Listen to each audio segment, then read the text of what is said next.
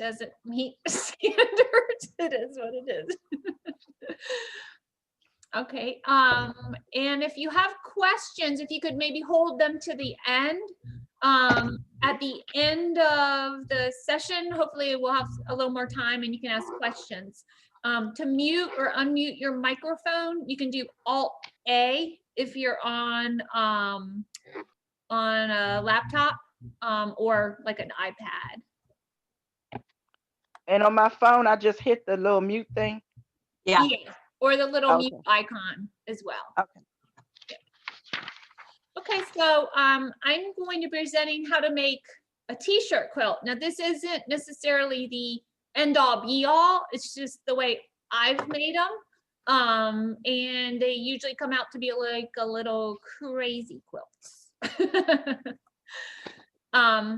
So again, I'm going to be showing one option for making t-shirt quilts. As you can see on the right, those are a couple of the quilts I made. The one on the top was for one of my nieces, and the one on the bottom was for my husband. He grew out of his Harley Davidson shirts, so I changed them into a quilt for him. Then he grew back into them, so then I made him a second quilt of the ones he grew back out of. That is so cool. So yeah, there are a lot of different themes, and you know, high school graduation, birthday milestones, hobbies, interests. You know, we all get t-shirts, and then at some point, sometimes it's like, well, I don't really want to give those away. So this is a great way to make a t-shirt for a family member or a friend, or you know, just fun quilts to make. One additional note, these t-shirt quilts are generally not appropriate for Project Linus blankets because we're using used t-shirts. If you want to make a Project Linus blanket, and we may be actually receiving some new t-shirts from TAPS, the Tragedy Assistant Program for children who've lost a family member in military service. They may be sending us some new t-shirts, and we've talked about turning those t-shirts into a Project Linus, into some Project Linus quilts that Gail may actually help us design with some hearts and stuff. And also in some of the pictures, you will see a few of my dogs helping me. And again, from the first slide, remember Project Linus FAQs. If your dog or cat or lizard or whatever sits on your quilts that you want to donate to Project Linus, just make sure you wash them beforehand.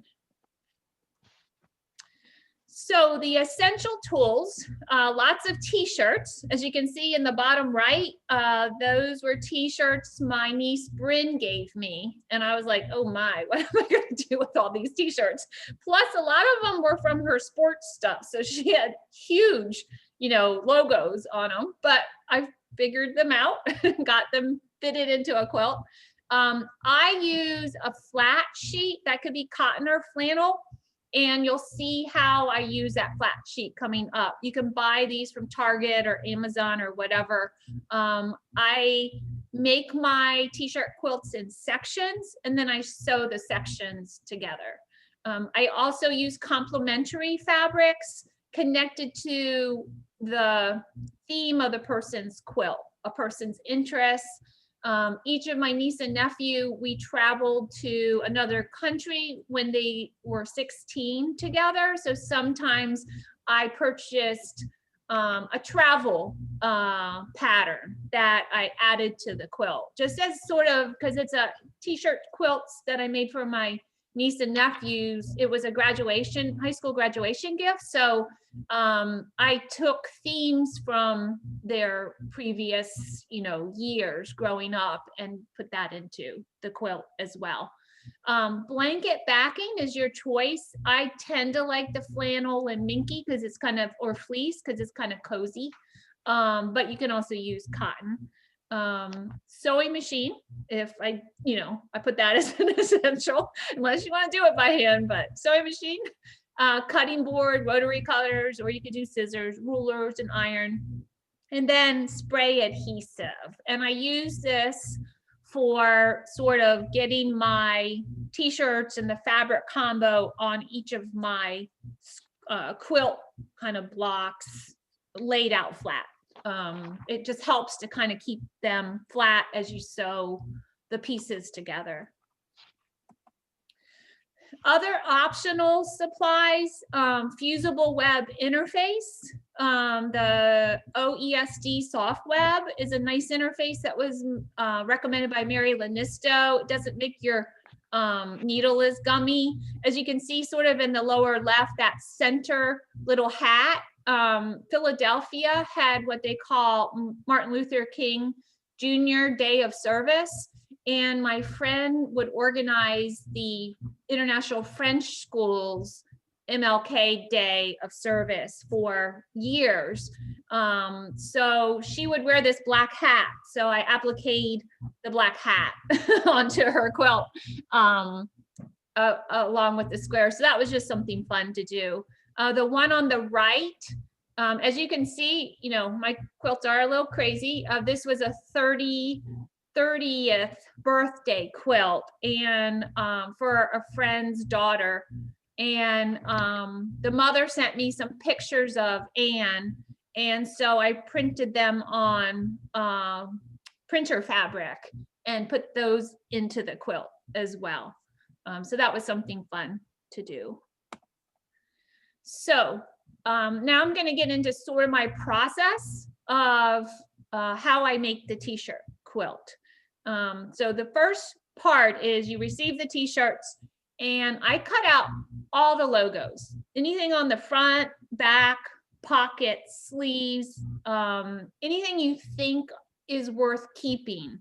So like on the left, you see the bigger blocks, but then Bryn had like this purple sash on one of her t-shirts, and I was like, how am I going to get that into a t-shirt quilt? And then all these little cute little logos. There could be like on a front pocket, they might have been something on the back, just whatever seems to be pertinent. It doesn't hurt to cut them out, and I usually try to leave, you can always crop them down to fit your squares or rectangles that you're putting the pieces on. So leave a couple inches around the logos if you can, and then you can always crop them down. My dog in the top right, she's actually passed away, Emma. She always enjoyed when I threw the scraps of the t-shirts on top of her. So that was one little participatory dog. She would also sample the softness of the t-shirt, often laying on top as I would work on laying them out on the floor or bed. So then the next step is I look at what the people have provided me, and then I try to select some complementary fabrics. This could be fabric you have in your sewing room. It could just be something you go out and buy. So the stuff on the left was for the woman who turned 30. She had an interest in music. She also played soccer. She liked chocolates. She also was part of Young Life, a Christian fellowship group. So, you know, again, I tried to weave in certain themes and colors into her fabric.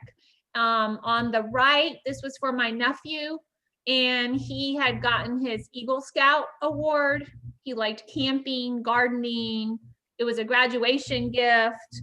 They often went to the beach every summer. So again, the themes of what I know and knew about him. I mean, he's still alive, so, but from his, you know, growing up, just something to add to the t-shirt to fill spaces, especially to fill spaces or to make the borders.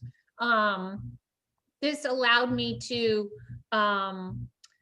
if someone didn't give me a lot of t-shirts and I needed to fill spaces, I would fill them in with different color fabrics as well. So then the next step is to determine what you have to work with. So on the left, these were t-shirts from a friend who I sail with. And the problem is he didn't want to part with some of his t-shirts. His wife tried to get him to part, but he didn't give me all of his t-shirts. So as you can see, as I laid them out, there's a lot of gaps there. So I had to figure out how I wanted to lay them out and then what I was going to do with the gaps. And the gaps that I filled in were with complementary fabrics. On the right, this is the woman who turned 30, Anne. There's not a lot of gaps there because she had really large t-shirt logos. She was in a lot of theater stuff. So there were signatures, the Annie play that she was in. There was a lot of signatures that I wanted to save and preserve and stuff. So I also, again, I try to fit everything they give me into the quilt. So the quilt can get pretty big if they've given me a ton of t-shirts. I generally keep the t-shirts on the front side of the quilt because I usually use, again, a soft backing when I'm making the quilt. So once I've kind of determined my layout, then I determine how big my flat sheets are going to be. Now these flat sheets could be like 24 inches by 18 inches. I just try to figure out how all those t-shirts are going to fit and can I fit them on a section of the flat sheet. So on like the left, you see my friend Tom's t-shirts. So I could get like one big t-shirt and maybe a smaller t-shirt, and then I'm going to fill in the blanks, that white space with fabric, coordinating fabric. I usually start on the top left or the top right. I baste the back with spray of the t-shirt and I lay the first piece down, and then I start doing right sides together as I work across my squares.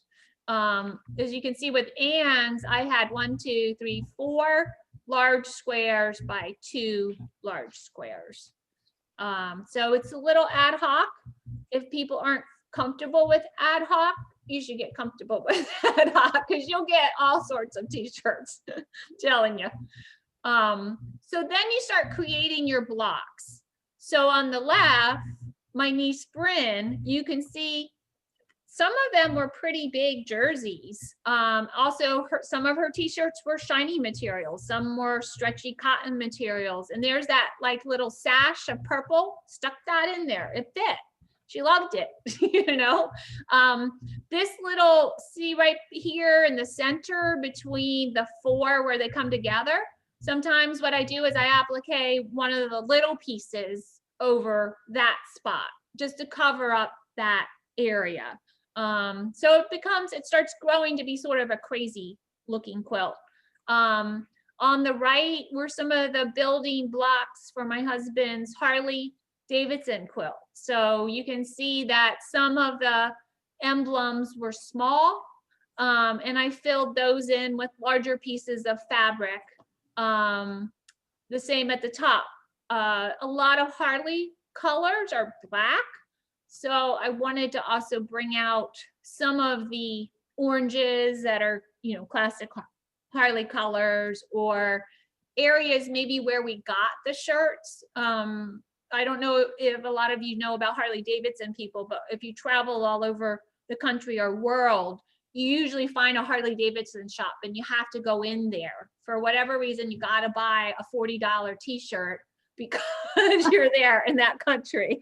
You got to bring it home and be wearing your Harley shirt wherever you go, So that's why you don't want to throw away Harley shirts because they're pretty expensive, So then as you assemble your blocks, you're going to sew your blocks that you've assembled together. So in the case on the left, that is 4 blocks sewn together to make the, 4 initial squares and stuff. The next one, my niece's Bryn's, you can see that was 2 blocks by 3 blocks. Again, if I have to add more space, or if I don't want it as long or wide, I might add borders, or I might, I could add something down the center or through the sides. But generally I try to nest the t-shirt blocks all together because I think it looks nicer overall, and then do a border around those blocks. But as you can see, like in the lower right, I got a lot of the bigger t-shirts, and then I appliqued the smaller pieces to cover up any holes or just stuff that, kind of struck me that would be fun to include in the t-shirt. So then to complete the t-shirt, this is Mosby helping me get it all smooth out. To complete the t-shirt, you want to think about, do I want to add a border to the t-shirt? What sort of backing? Now, if you used like a flannel instead of a cotton to put your shirts together, your squares together, you probably don't need additional batting, because the t-shirt and the flannel and then whatever backing is going to be a pretty thick t-shirt, a pretty thick blanket. So but I do like finishing t-shirts sometimes with a border around it. And then the backing, again, I tend to like the flannels, fleece, or minky. Minky's kind of pricey though, but flannel and fleece make a nice backing. Then you want to decide if you want to quilt the whole thing. I don't really recommend doing a full quilting of the t-shirt. You might want to do stringing instead, or you might want to just do like little decorative stitches here and there, because you want to keep the layers together. The problem with the quilting, I think it's going to, because of all the different types of fabrics you have, it's going to be a little tricky. But you could quilt around certain areas, stitch in the ditch. I've generally done a little more of either stringing or just taking little tacks of decorative stitches around the t-shirt, and then you would add the binding to the t-shirt quilt at the end. So in summary, I hope what I've shown you kind of spurs you on. It's not the only way to make a t-shirt, but they're a lot of fun, because a lot of times when I make them, I'm making them for someone I really know. And that's what makes it fun for me. I don't make t-shirt quilts on commission just because I like knowing the person. And I've had a lot of fun being able to be the aunt that makes the quilts for my nieces and nephews and stuff. So that's my story, and I'm sticking to it. I think that's it. So let me stop recording.